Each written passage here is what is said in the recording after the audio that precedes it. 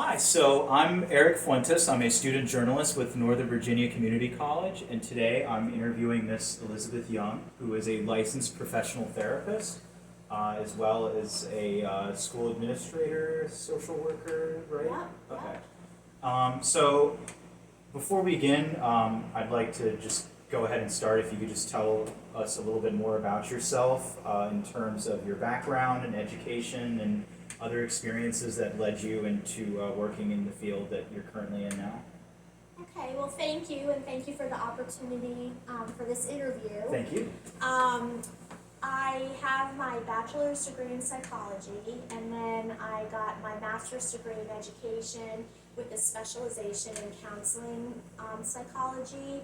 And then I started working, got licensed as a therapist. So I've done a variety of things through the years, and I'm sure we'll touch on them as we go through the questions. For sure, for sure. So I just want to start. So, what does a typical workday look like for you as a licensed counselor? Okay, number one, everything that you have planned doesn't happen. Mm. So, Interesting. so it's important to be super flexible. Right. There's many days where I would have appointments lined up. I'd have projects I need to work on. I go in and we would have a student who attempted suicide or completed a suicide. So we would have to mobilize a crisis team to go to the school. We may have a threat assessment. We may have a family who has nowhere to go. They're homeless. They need clothes. They need groceries, and you just drop everything and you do what you need to do. You become very involved, so to speak. Yes. I wanted to touch briefly because earlier you said like completed a suicide. So when you say completed a suicide, just to expound upon that, does that imply like it was an attempted suicide that they went through and they died as a result? Yes. Or I see. Yes. I see. So, and unfortunately, that's what's happening. You know, it's a pretty frequent occurrence among young people these It's days, unfortunate, and also quite a few fentanyl overdoses as well. Yeah, that's been very prevalent recently. I'm sure with reports of fentanyl overdoses across the country, and I believe particularly like in areas of the Midwest as well. Yes. Yes. So. Are there any notable experiences or interactions that stood out to you while working? I remember prior in our interview you mentioned having experience working in correctional facilities. Are there any experiences or interactions that you had working in that environment that stood out to you? Or, I would say probably 85% of the clients that were incarcerated on substance abuse or substance abuse related offenses. 85%. And I worked in a local county Right.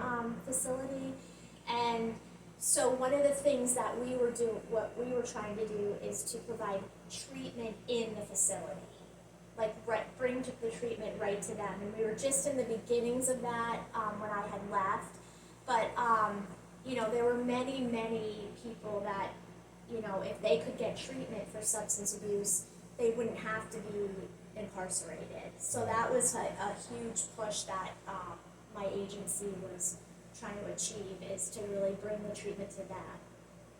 And we were having really good results. Like there was less discipline issues, people were becoming more accountable. We also did multi-family therapy. We brought their entire family in. Yeah. And it just was a whole different feel. It almost sounds like you introduced a level of stability that sort of helped keep people out of trouble and helped with the process of rehabilitation in a sense.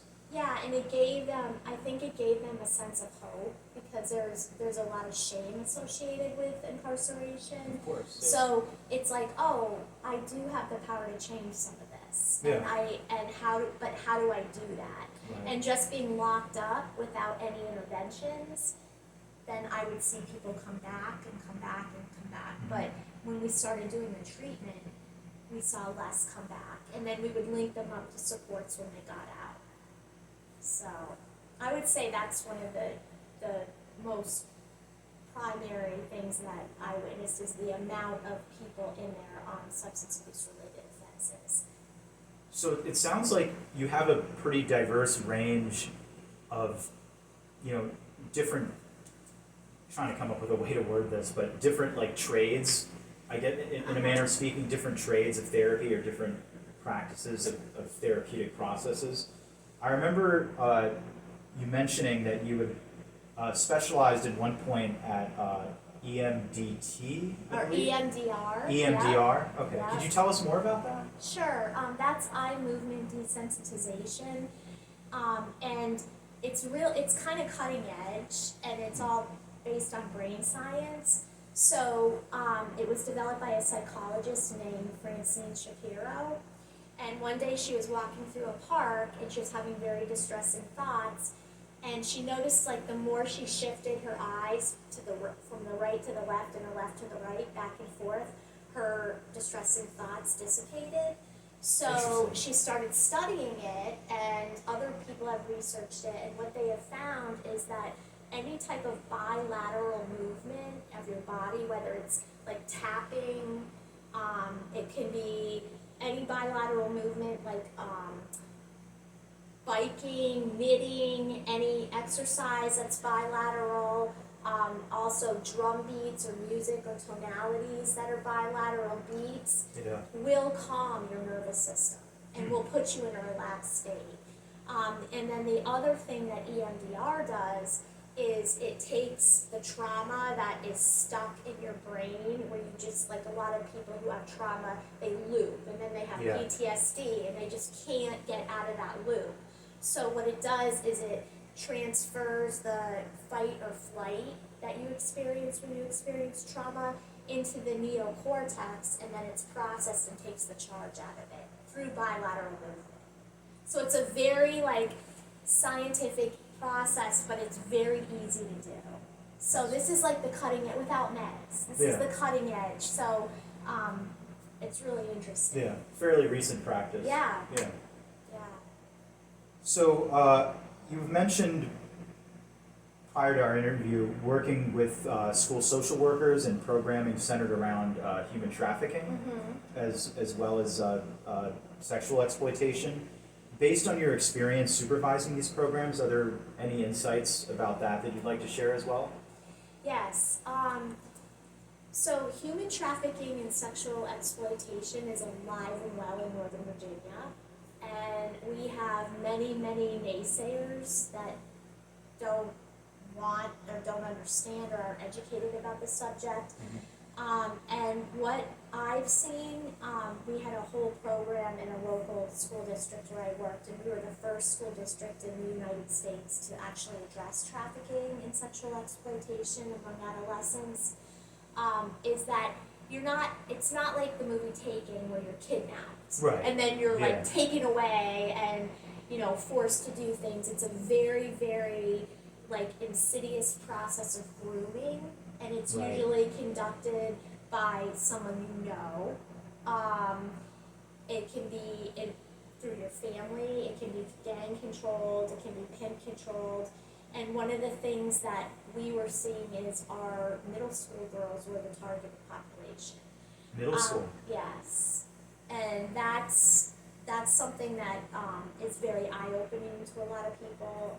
But yeah, 12, 13-year-olds, and a lot of the local gangs would pay younger boys to boyfriend them, which would mean they're giving them gifts, giving them money, taking them places, and then they develop that rapport and that relationship and that trust, and then they cross that line, and they're like, hey, I need you to do this favor for me. Yeah. Or they'll invite them to a party in Northern Virginia. That's part of the grooming process. Yeah, exactly. And they'll be like, okay, I need you to go do something with this person, and then money's exchanged. And the other myth that we found that's as far as them not being taken is they're back in school on Monday. Right. So they're trafficked all weekend, and they're back in school. And we usually had about I'd say Lowers the possibility of suspicion. Exactly. And Yeah. they knew our attendance laws, so they knew that after 15 days out, you come back and the 15 days starts all over again. So they weren't dropped from the rolls. And we would have about 4 months before they would disappear. So 4 that, months. yeah, before they would disappear. So we had we had to get in during that 4 months and identify. And when you say they would disappear, the parents or family members would lose contact. Mm-hmm. They wouldn't see them again after that initial passage of time had taken place. Yes, there's a gradual isolation that occurs. And then they'd first start on weekends, and then it would get longer, and then they would be missing. Runaway or missing, or they would be classified as runaway, but really they weren't runaway. So we would work with Homeland Security, FBI. We've located students in Florida, New York City, all over the Eastern Seaboard. That were originally from Northern Virginia. Mhm. Interesting. Yeah. And sold. So you've talked about, on transitioning to a lighter note. Yes. So you've had roughly like 30 years of experience working in the field as a licensed counselor. Would you have any advice you'd be willing to give to students who'd be looking to pursue a career in the same field or a similar field? Sure. I would say it's a long process. Right. It's a lot of education, and don't get discouraged because it's worth it. So, if you're getting your bachelor's degree, try to get a job working in the field so you can add that to the resume. I highly recommend getting a master's in social work, which you can do in 1 year after your bachelor's degree. Really? And and it's sort of like a more fast track and more versatile degree because you can work with any population with a master's in social work, and you can even have your own private practice. That's and the other thing that's I think is really important is to be grounded and self-care, because you're going to hear things that you didn't even think were possible. You're going to hear some pretty traumatic stuff. A lot of people get traumatized, almost like, vicarious trauma, because they're hearing these detailed stories about sexual abuse, about all sorts of torture and pain that people have gone through. And so it's really important to stay grounded and to take care of yourself. Right. And then the next part is to just remember that you can't cure the world. You're not Superman. Your job is to facilitate them to make their own decisions and their own choices and be able to advocate for themselves, not do it for them. Right. Okay. So I think that just about covers all of our bases here. Before we close out, is there anything else you'd like to add, or anything at all? Or? Well, I just want to thank you for the opportunity, and you're a wonderful, those were great questions, and you're a wonderful interviewer. Thank you so much. And they're very thoughtful questions. Well, you're a wonderful interviewee, so I appreciate it. Okay, well, thank All right. you. Well, thank you for your time, Ms. Young. Appreciate Great. it.